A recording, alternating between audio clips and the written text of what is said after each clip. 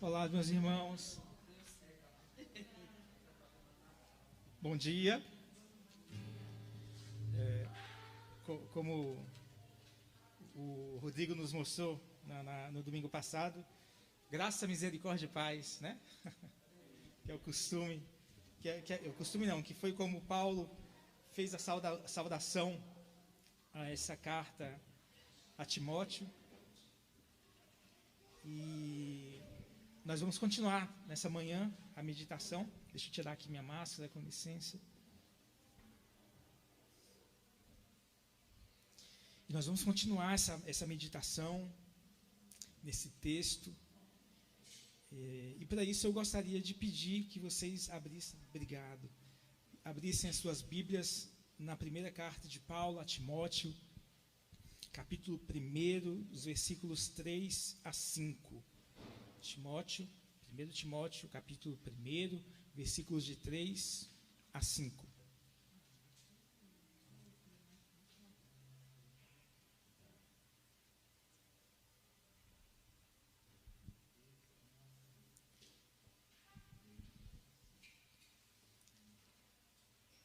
Você vai poder acompanhar também aqui na projeção. E eu vou ler na NVI, mas independente da versão que você vai seguir aí, o texto é o mesmo, a essência é a mesma, tá bom? E esse texto diz o seguinte: Paulo falando, partindo eu para a Macedônia, roguei-lhe que permanecesse em Éfeso, para ordenar a certas pessoas que não mais ensinem doutrinas falsas e que deixem de dar atenção a mitos e genealogias intermináveis que causam controvérsias, em vez de promoverem a obra de Deus, que é pela fé. O objetivo dessa instrução é o amor que procede de um coração puro, de uma boa consciência e de uma fé sincera. Só até aqui mesmo. E aí a gente vê aqui que Paulo, depois de fazer a saudação, que foi o objeto da meditação de domingo passado, Paulo já começa então digamos assim, ao assunto da sua carta, já começa a entrar naquilo que seria importante, né? Não, a saudação é importante também, mas ele já começa a entrar no objetivo da sua carta. E aqui ainda é uma introdução, digamos assim, ele fala da circunstância em que ele deixou Timóteo em Éfeso, né? Os dois estavam lá em Éfeso, Paulo e o Timóteo estavam lá em Éfeso, e por algum motivo Paulo teve que ir para a Macedônia, né? E diante dessa necessidade que Paulo teve de deixar Éfeso e ir para a Macedônia, Paulo precisou tomar uma decisão dolorosa, né? Que decisão dolorosa foi essa? Deixar Timóteo em Éfeso. E como o Rodrigo já trouxe para a gente, já explicou em detalhes para a gente, domingo passado eu não estava aqui, mas eu assisti a pregação, a mensagem que ele me mandou pelo celular. Timóteo era uma pessoa caríssima para Paulo. Era, talvez, quase certeza, o discípulo mais amado de Paulo, digamos assim. E Paulo tratava ele como um verdadeiro filho na fé, como diz o versículo 2 desse capítulo. E Timóteo era aquele cara assim que seguia Paulo, que estava sempre disponível, que era, digamos assim, pau para toda obra, né? Estava sempre ali seguindo Paulo, apoiando Paulo, fortalecendo, ajudando, era aquele companheiro de todo o ministério, né? Seguindo Paulo em várias viagens. E aí Paulo tem essa necessidade de fazer mais uma viagem para a Macedônia e, com certeza, pelo gosto pessoal de Paulo, ele preferiria levar Timóteo consigo. Imagina, uma pessoa que sempre teve ali do seu lado, um companheiro, né? nós, seres humanos, nos acostumamos com muitas coisas, e a companhia de pessoas que são valiosas para a gente acabam se tornando parte da nossa vida, né? Imagina, deixa eu tentar um exemplo aqui, um companheiro de ministério de louvor, né? Você está lá, né? Existe digamos assim, uma sinergia quando você trabalha no ministério de louvor. Eu já ministrei há algum tempo louvor, cantando, tentando cantar, e a gente percebia que com o passar do tempo criava-se assim um vínculo que, por exemplo, você olhava assim para o baterista, né, que conduzia, e pelo olhar você sabia o que ela queria, né? Você olhava para o baixista e fazia um sinal assim com a cabeça, ele sabia que era para repetir a estrofe, ele sabia que era para voltar para cima, e cria-se ali uma liga, uma união. E esse é só um exemplo de vários aspectos da nossa vida em que companheiros, parceiros de vida são caros para a gente. E esse era o caso de Timóteo. O Timóteo era caro para Paulo, e era, sim, a pessoa de preferência dele. E quando Paulo se vê nessa situação de tomar uma decisão e precisar deixar alguém em Éfeso, quem era essa pessoa mais capacitada? Timóteo. E aí, Paulo, então, toma essa difícil decisão de deixar Timóteo em Éfeso. E você me pergunta, tá, e daí? E daí? O que tem de importância nisso? Tem muita importância nisso, meu irmão, muita importância nisso.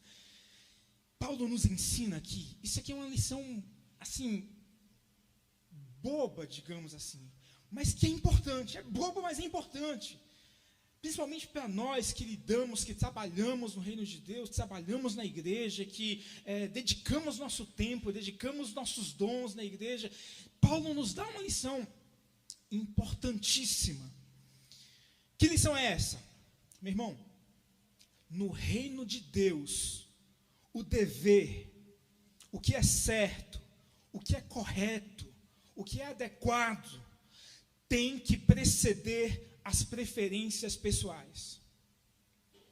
Aquilo que é correto ser feito na igreja, no reino de Deus, tem que preceder, tem que vir antes as preferências pessoais.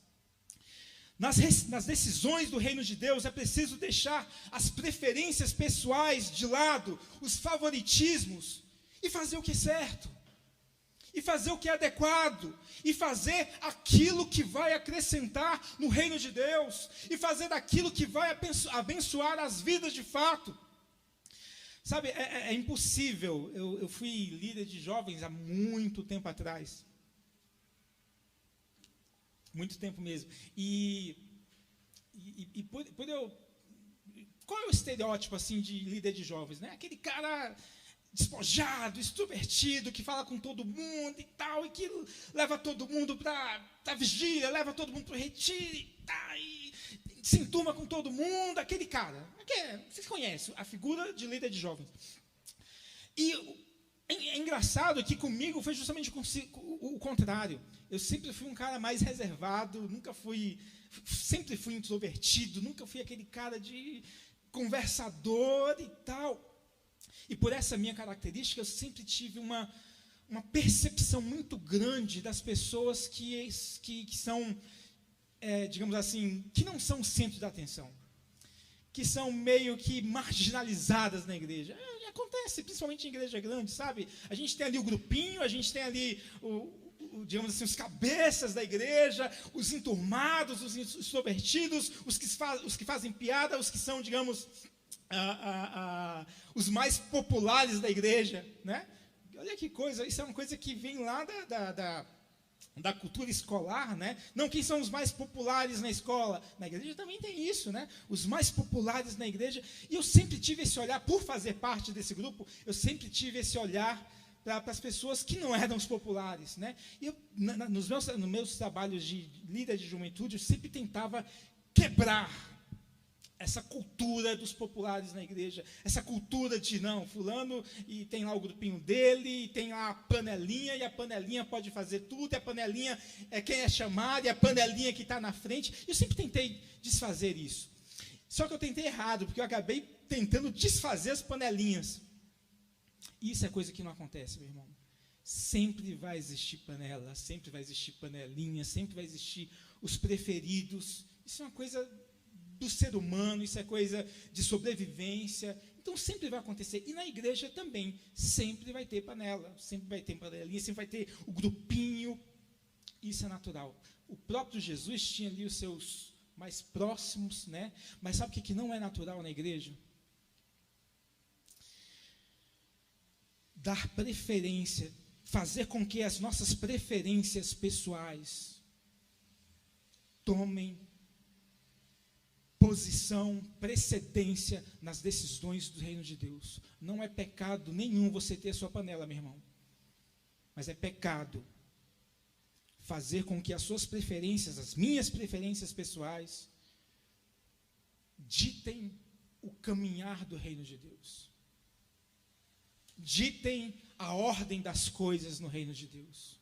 E Paulo nos ensina isso de uma forma muito dolorosa para ele, porque para ele, o natural, não, quer saber de uma coisa? Vem cá, Timóteo, vamos seguir nessa viagem. Só que o senso de urgência do reino de Deus, o senso de importância do reino de Deus, o peso do reino de Deus falou mais alto, e esse peso fez com que o Paulo, digamos assim, se separasse do Timóteo.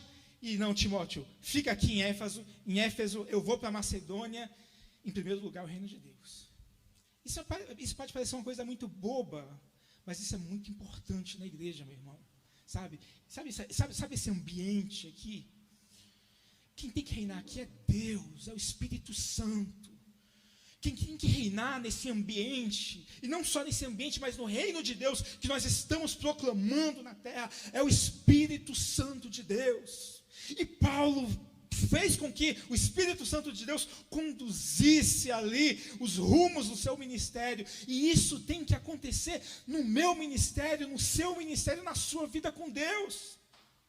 E é muito fácil a gente se deixar levar pelas preferências pessoais, né? Não quem são os nossos mais próximos, quem são os nossos mais queridos, quem é a minha panelinha. Não, irmão, isso aqui é reino de Deus. Panelinha tem lugar na tua vida, mas no reino de Deus, quem tem que ter lugar e primazia é o Espírito Santo do Senhor. Isso aqui é uma lição muito boba, trivial, mas quando eu vi Paulo fazendo isso, eu falei, caramba, é isso, né? E acabei que acho que é interessante a gente se ligar nisso. E um outro aspecto, nesse mesmo contexto, que eu vi que é muito interessante, é quando no versículo 3 mesmo, o Paulo fala, explica, esclarece e relata para Timóteo, roguei-lhe que permanecesse em Éfeso. Sabe quando junta a fome com a vontade de comer? Paulo queria levar Timóteo, e Timóteo queria ir com Paulo, né? Os dois queriam a mesma coisa, a tal ponto que Paulo precisou rogar, não apenas pedir, Timóteo, fica, rapaz, você tem que ficar, eu te peço, eu rogo, fica em Éfeso, porque Timóteo queria seguir com Paulo. E isso aqui me mostra outra coisa muito interessante, meu irmão. O que é mais fácil? Ficar ou ir?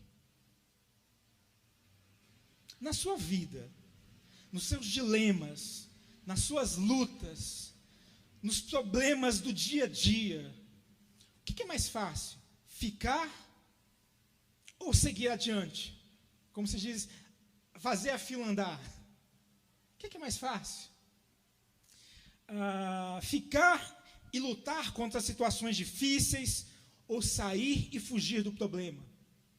A gente vê que Éfeso tinha um problema para ser resolvido. Éfeso estava sendo comprometida, a igreja de Éfeso estava sendo comprometida, ameaçada por falsas doutrinas, por falsos mestres, por falsos ensinamentos, e era um problema que precisava ser resolvido, era um abacaxi que precisava ser descascado, era um pepino que precisava ser resolvido. O que era mais fácil para Timóteo fazer? Não, vou seguir viagem com Paulo, deixa isso aí para eles resolverem, né? Paulo rogou, não, Timóteo, eu te rogo, fica aqui, porque tem algumas coisas para serem resolvidas, tem algo a ser trabalhado nessa igreja. Quando Paulo roga, fica muito claro que Timóteo queria ir com ele. E aí vem essa questão, o que é mais fácil para a gente na nossa vida? Ficar ou seguir adiante? Até por um instinto de sobrevivência, o mais natural é o ser humano fugir das dificuldades. Não é verdade, né? Você tem ali, ai meu Deus, tem um problema ali no meu trabalho, vou mudar de seção, vou mudar de setor, vou buscar um outro chefe, um chefe menos chato. Olha, tem um problema aqui para resolver. Quer saber de uma coisa? Não vou gastar meu tempo com isso não. Deixa isso para lá. Vou seguir minha vida, vou seguir meu rumo. Não mereço, não preciso, né? Até uma coisa que, como é que falam? Não sou obrigado a aturar esse tipo de coisa. Não sou obrigado a me submeter a esse tipo de coisa. É um instinto de sobrevivência. O problema é que, via de regra, quase sempre, o caráter de quem faz parte do reino de Deus, quase sempre, o caráter, a responsabilidade de quem faz parte do reino de Deus é lutar e mudar situações difíceis. É ficar e lutar contra injustiças. É ficar e lutar contra inverdades. É ficar e lutar contra aquilo que está desequilibrado, que está imperfeito. É ficar e juntar as mãos, juntar a força, arregaçar as mangas e fazer a diferença naquele ambiente que precisa ser transformado. Quase sempre, a responsabilidade do cristão, daquele que faz parte do reino de Deus, é enfrentar de frente os problemas. Até porque nós entendemos que os problemas são resultado de uma sociedade, de um mundo desequilibrado pelo pecado. E nós, como reino de Deus, estamos aqui com a função de ser luz, de ser sal e transformar realidades, transformar a sociedade, transformar as pessoas que nos cercam. E aí vem a luta, né? O que vai falar mais alto? O meu instinto de sobrevivência ou o Espírito Santo de Deus no meu coração? O meu instinto de correr e vamos embora e deixa para lá e vamos ver o que tem pela frente, ou encarar o problema de frente? Quer saber de uma coisa? Vamos resolver isso. Quer saber de uma coisa? Vamos lutar contra isso. Quer saber de uma coisa? Vamos lá. Deus é conosco. Eu não estou dizendo aqui que o cristão tem sempre que ficar. Não estou dizendo isso. Não estou dizendo isso. Eu estou dizendo que há tempo para tudo. Há tempo para abraçar e deixar de abraçar. Há tempo de juntar e há tempo de espalhar. Há tempo de ir e há tempo de ficar. E nós cristãos, nós somos muito familiarizados com o id, né? É o verbo que fala muito ao nosso coração. Ide por todo mundo e pregar o evangelho. E se não está legal aqui, então ide, vai. Mas existe também o fique. Fique e lute. Fique e resista. Fique e faça a diferença. Fique e seja sal. Fique e seja luz. Fique e contribua. Fique e dê os braços. Fique e dê o seu melhor. Daniel, então você está dizendo que para a situação particular que eu estou vivendo na minha vida, que você não sabe, mas que Deus sabe, você está dizendo então que para essa situação eu devo ficar. Não estou falando isso. Não estou dizendo isso. Eu estou dizendo que sair e fugir nem sempre é a solução. Considere ficar e encarar o problema de frente. É de Deus as duas coisas.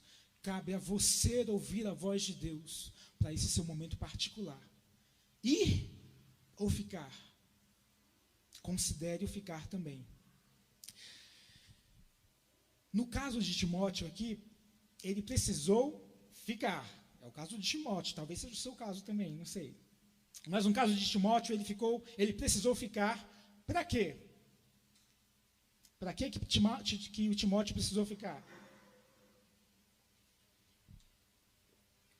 Para ordenar, como está escrito aqui no versículo 2 ainda, para ordenar a certas pessoas que não mais ensinem doutrinas falsas. O fato aqui é que a igreja de Éfeso estava sendo ameaçada por falsas doutrinas. O texto fala que a igreja estava dando muita atenção a mitos e a genealogias intermináveis. A gente acaba que não consegue afirmar categoricamente do que se tratava esses mitos, do que se tratava essas genealogias intermináveis, mas a gente pode inferir, a gente pode dizer com alguma segurança que esse mito estava muito relacionado ao gnosticismo, que era uma ameaça da igreja na época, ainda é uma ameaça, né, uma teoria muito fantasiosa, que faz uma divisão muito, muito forte entre o espírito e a carne, que cria lá um semideus. Então, era uma doutrina, um ensinamento que fazia parte das ameaças da igreja. Talvez, quando Paulo fala aqui desses mitos, ele estava se referindo ao gnosticismo, né? A gente também pode inferir que Paulo, quando fala dessas genealogias intermináveis, ele estava falando do judaísmo, que o judaísmo dá muita importância a quem é filho de quem e tal, e isso vai fazer diferença na sua vida. Pode ser, eu não sei, e talvez isso aqui não seja o mais importante, mas o que é muito importante é a gente perceber a verdade que essa ameaça de falsas doutrinas, essa ameaça de falsos ensinamentos, essa ameaça à igreja de falsos mestres, falsos ensinos, sempre permeou a igreja. Olha, eu acho que eu me converti, eu sou péssimo para a data, mas eu acho que me converti lá quando eu tinha uns 9, 10, 11 anos. Então, isso tem mais de 30 anos que eu me converti. E sempre a ameaça de falsas doutrinas esteve presente na igreja. Sempre. Sempre. Nós já testemunhamos isso. Acredito que a maioria de nós, por termos alguma vivência na igreja, muita vivência na igreja, nós já testemunhamos isso. Eu não sei se vocês se lembram, e agora eu vou ser mais nostálgico do que a Cíntia nas músicas que nós cantamos aqui. Mas, não sei se vocês se lembram, mas... Muito obrigado. Obrigado. Não, eu sei. São as bolinhas, né?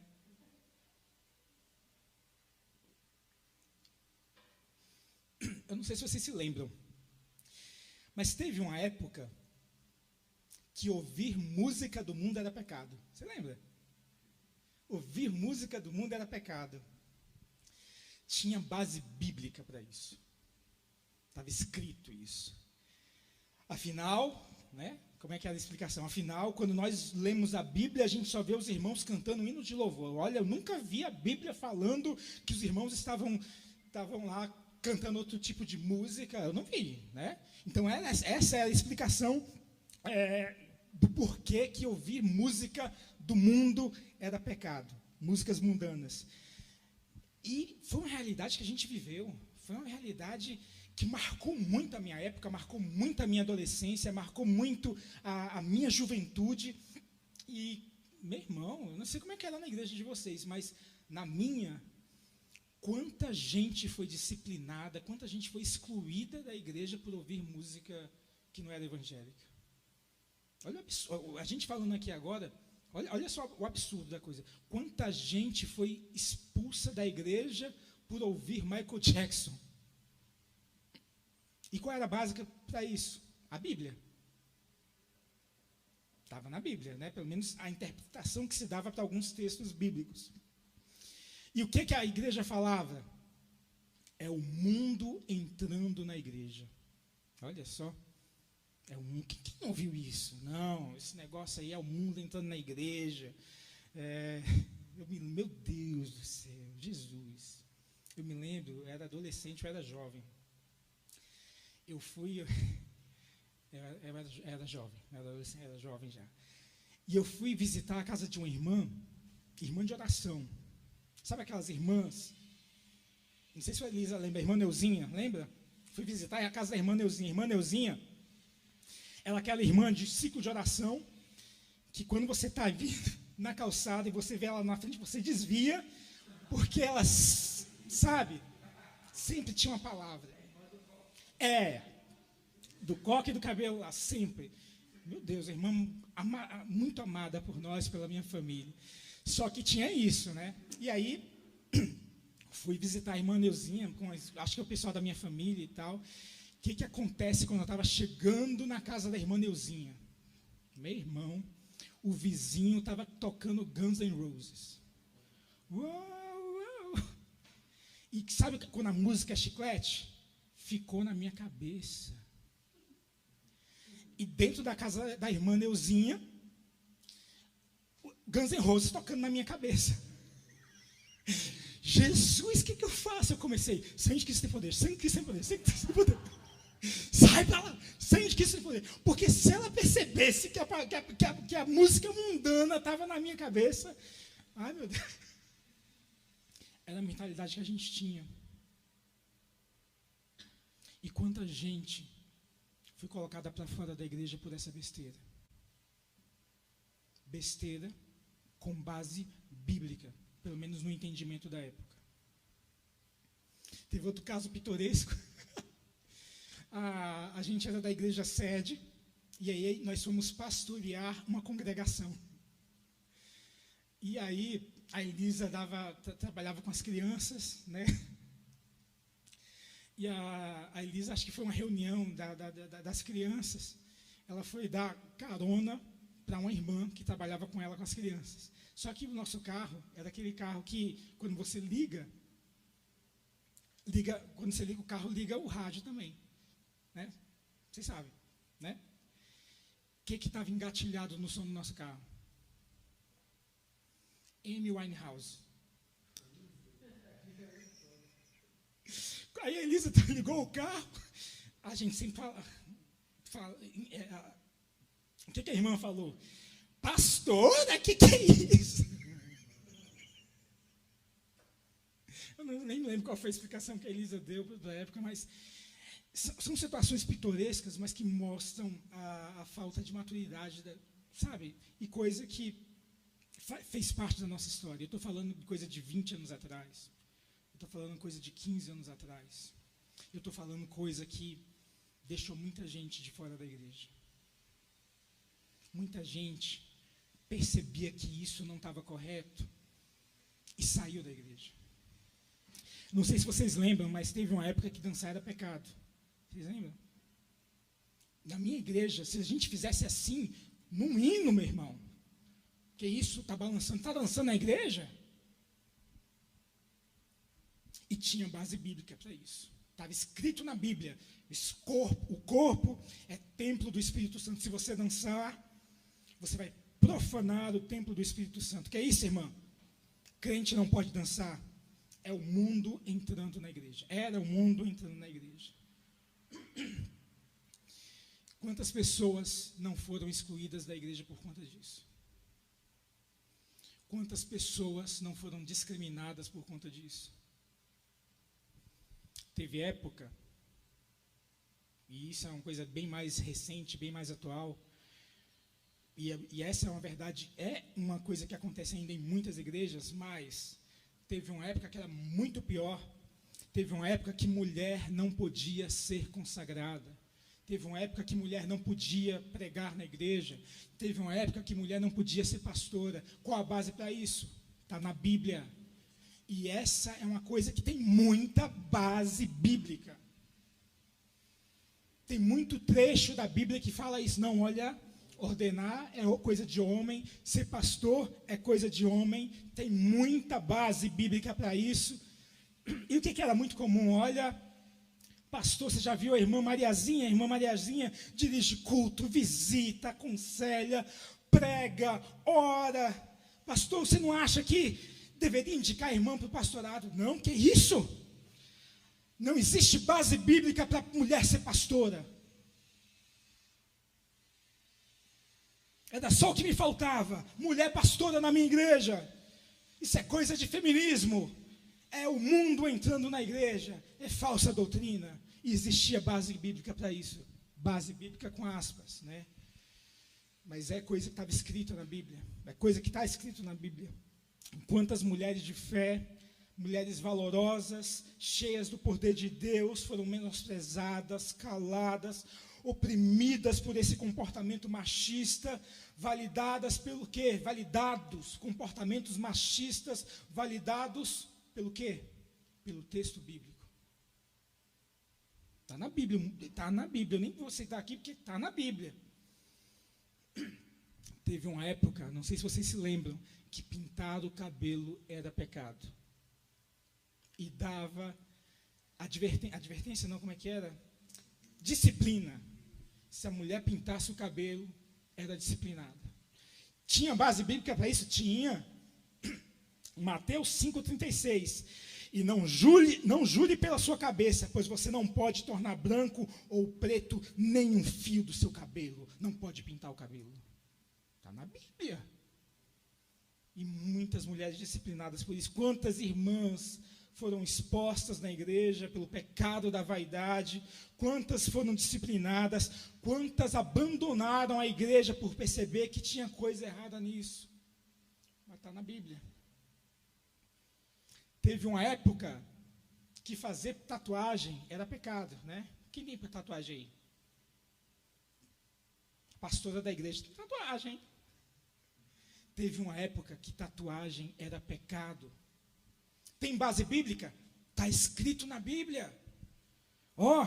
Lá em Levítico 19, não imprimireis qualquer marca em vosso corpo, eu sou o Senhor. Está na Bíblia.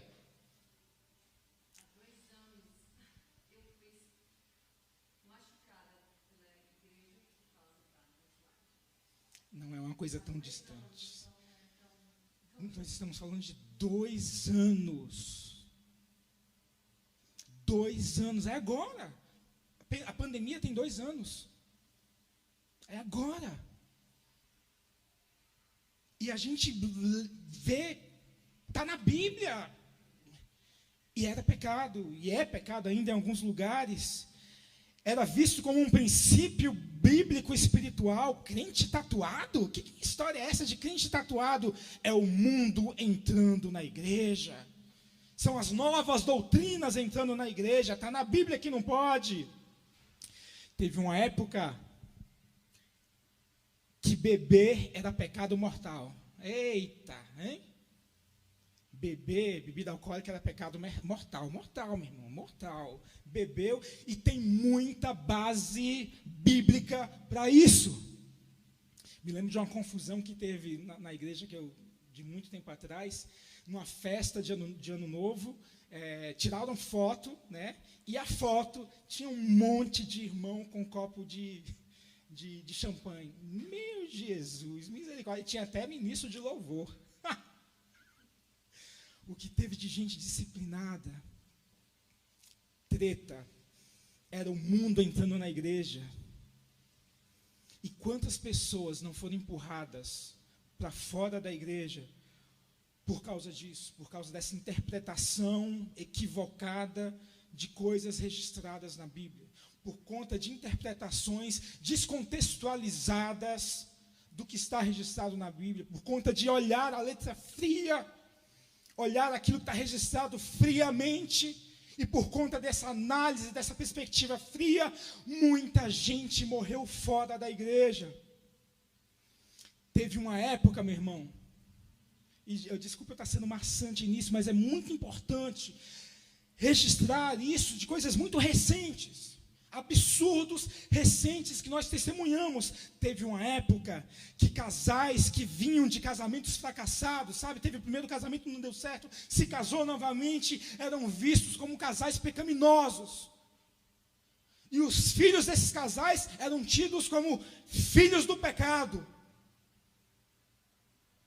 Não, vocês, segundo o casamento, e pelo que a Bíblia está registrando aqui, a mulher foi repudiada, não teve nenhum adultério, mas agora ela está em adultério com você. E tem base bíblica para isso? Existe registro bíblico para isso? Claro, está na Bíblia. Eu me lembro de uma irmã da igreja que eu vim, muito tempo atrás, alguns anos atrás. O caso dela era parecido, mas o caso dela não é que ela se casou novamente. Na verdade, o companheiro dela, eles nunca se casaram, né? E o companheiro dela não era da igreja. E por ele ter uma visão diferente, mesmo depois que ela foi para a igreja, eles não se casaram porque ele não queria continuar como estava. E por conta disso, eles já tinham vários filhos, já tinham uma vida matrimonial, mas nunca se casaram oficialmente, né? Por conta disso, essa irmã nunca pôde se batizar. E por conta disso, a sua grande frustração foi ela nunca poder participar da ceia do Senhor.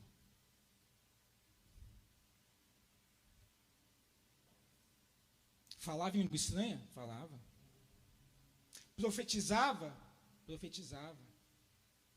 Profetizava nos cultos de ceia? Sim, porque ela ia no culto de ceia, mas ela não tocava no pão e no vinho. Participava do coral, porque o pastor fez uma concessão. Não, a gente está vendo o esforço da irmã, por mais que ela esteja em pecado, vamos deixar ela participar do coral, mas batizar não, porque ela está em pecado. A igreja condenou essa irmã a toda uma vida de estigma de pecado por conta de algo que está registrado na Bíblia, mas que foi interpretado de uma forma incorreta, equivocada.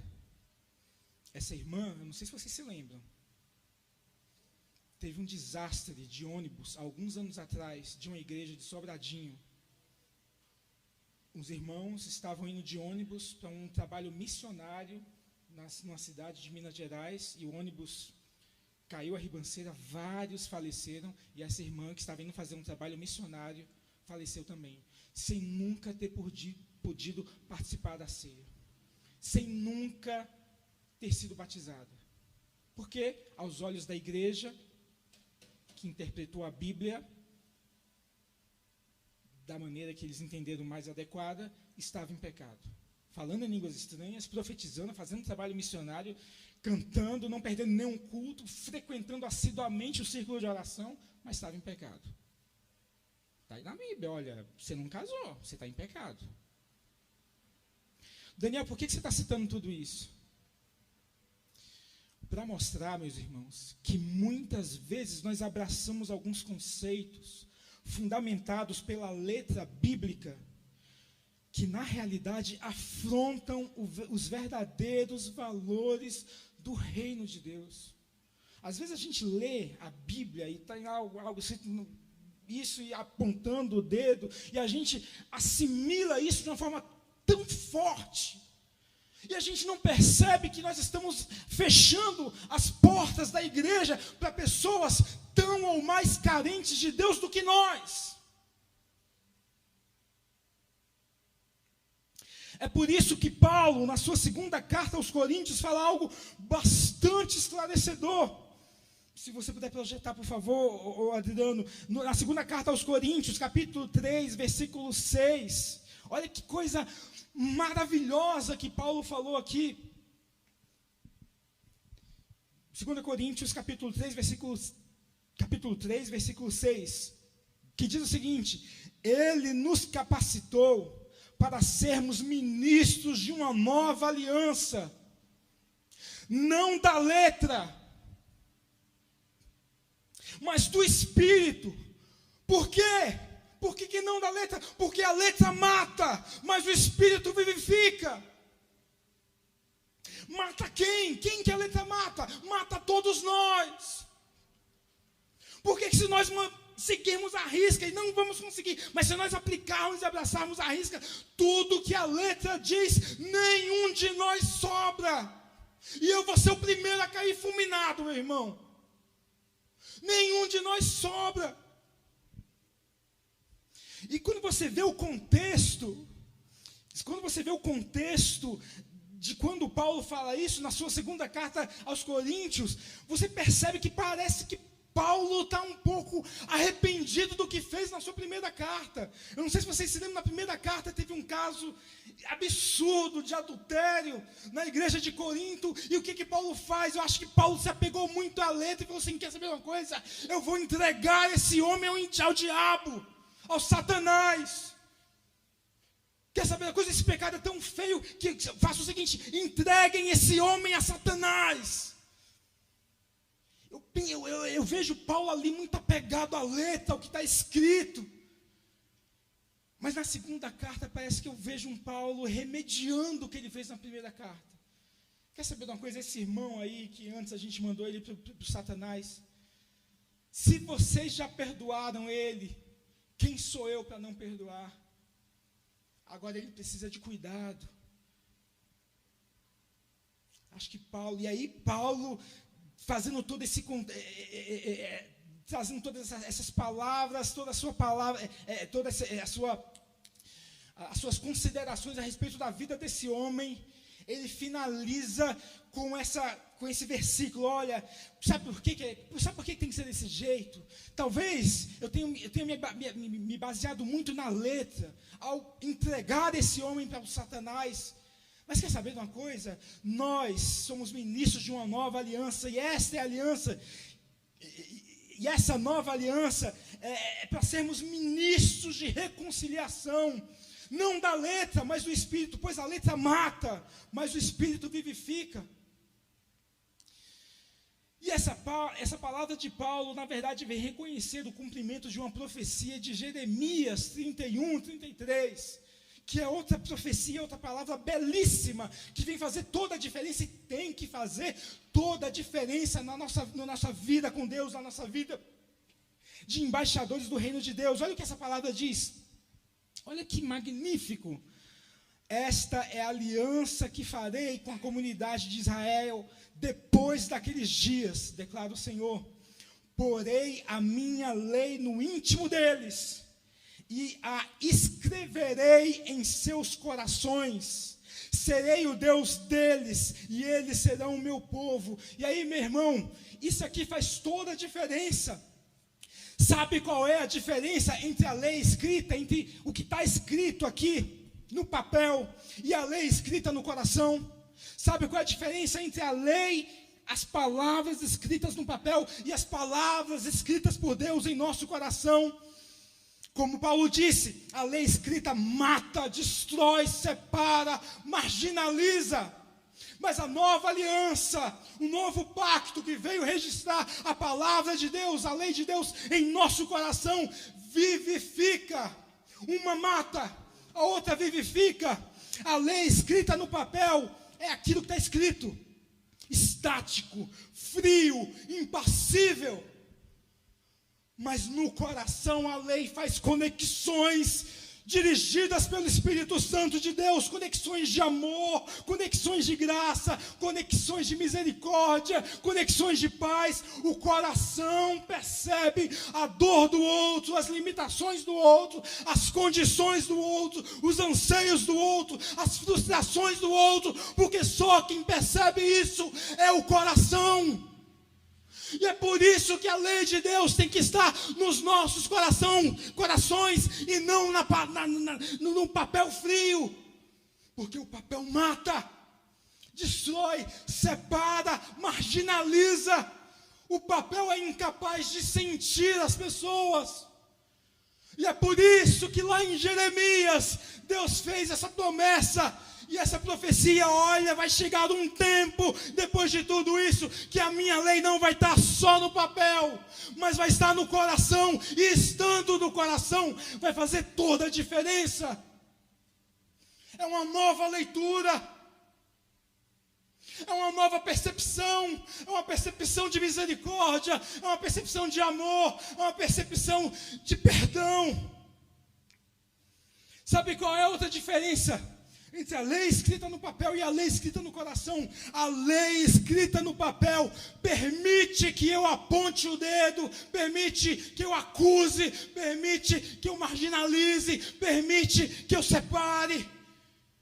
Permite que eu faça distinção.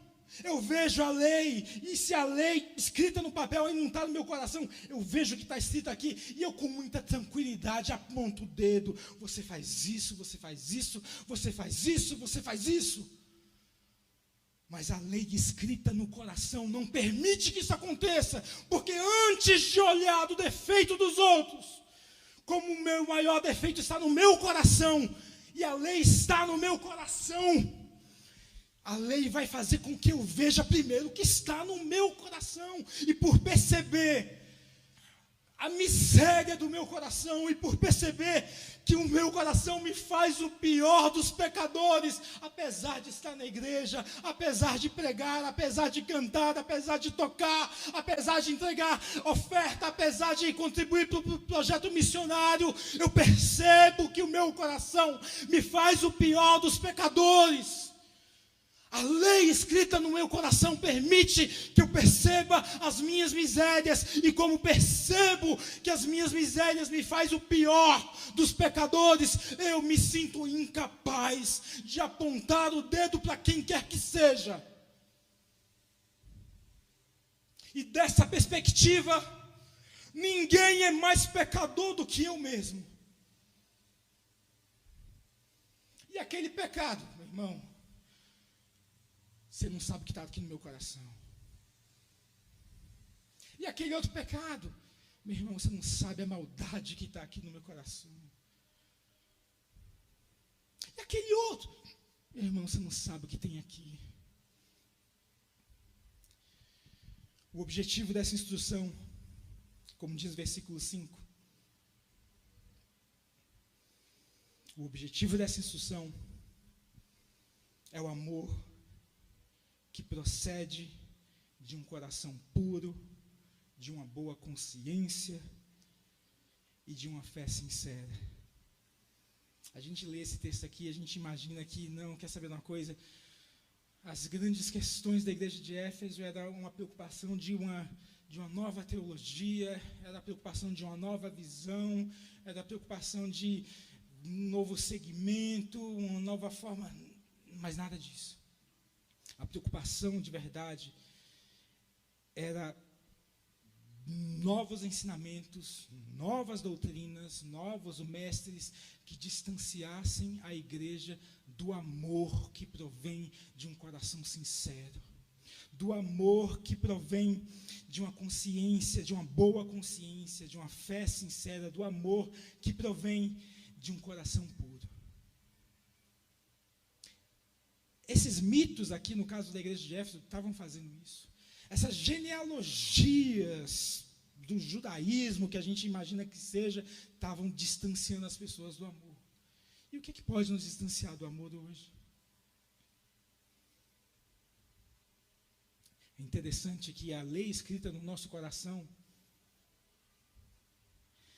a lei escrita no meu coração faz com que eu perceba as misérias do meu coração. E por perceber as misérias do meu coração, só existe um clamor que pode sair da minha boca: misericórdia, misericórdia, misericórdia de mim mesmo. Misericórdia de mim mesmo, pelo meu imenso pecado, pela minha imensa transgressões. E o que diz respeito às outras pessoas, Daniel, como é que fica? Meu irmão, assim como eu só posso ser sondado pelo meu coração, as outras pessoas também só podem ser julgadas pelo coração delas. É o que o versículo 5 está dizendo aqui. O objetivo dessa instrução é o amor que procede de um coração puro. Quem pode julgar quem tem coração puro? Eu não posso. Pega aí o maior teólogo brasileiro do mundo, ele não pode. Pega aí o maior líder evangélico de qualquer igreja, ele não pode. O amor que provém de uma boa consciência. Quem pode julgar a consciência dos outros? O amor que provém de uma fé sincera. Quem pode julgar e perceber se a fé do outro é sincera ou não? Isso nos mostra, meu irmão, que o importante é o meu coração cheio dessa palavra, com essas palavras registradas no meu coração e essas palavras fazerem diferença na minha vida. Não cabe a mim julgar ninguém, não cabe a mim apontar o dedo de ninguém. Essa é a grande questão, esse é o grande cuidado, esse é, digamos assim, o mundo entrando na igreja. Quando nós esquecemos o amor e começamos a apontar os dedos, apontar o dedo para as pessoas, começamos a fechar as portas da igreja, começamos a nos apegar demais à literalidade do texto, sem que esse texto passe pelo terreno carnoso, sentimental, empático do nosso coração. E eu espero que nós consigamos vencer o desafio das cartas de Paulo a Timóteo nessa perspectiva da lei registrada em nosso coração, das palavras de Cristo registradas no nosso íntimo, para que a gente não cometa as mesmas atrocidades vergonhosas que nós, como igreja, cometemos há 2 anos atrás, há 5 anos atrás, há 10 anos atrás, há 20 anos atrás. Eu poderia até falar das atrocidades que nós cometemos quando tentamos justificar a escravidão, o preconceito, biblicamente, mas eu quis me restringir só ao nosso período de experiência, 20, 30 anos atrás, coisas que aconteceram muito recentemente, que denigrem a imagem da igreja como embaixadora de Cristo, como proclamadora do reino de Deus, que é um reino de misericórdia, de graça, de fé, de alegria, de paz, de reconciliação. Eu acredito que nessa perspectiva nós vamos conseguir crescer demais como igreja, com tudo aquilo que os ensinamentos de Paulo a Timóteo trouxeram e estão registrados nessa carta. Amém? Meus irmãos, que Deus abençoe cada um de vocês e que essa perspectiva de lei de Cristo, de lei de Deus, esteja entranhada em nós e faça diferença, e faça pontes, e faça com que aquilo que sai da nossa vida, da nossa boca, do nosso coração, dos nossos gestos, sejam ações de vida, e não de morte, e não de destruição, que é aquilo que a letra fria traz para nós. Vamos orar?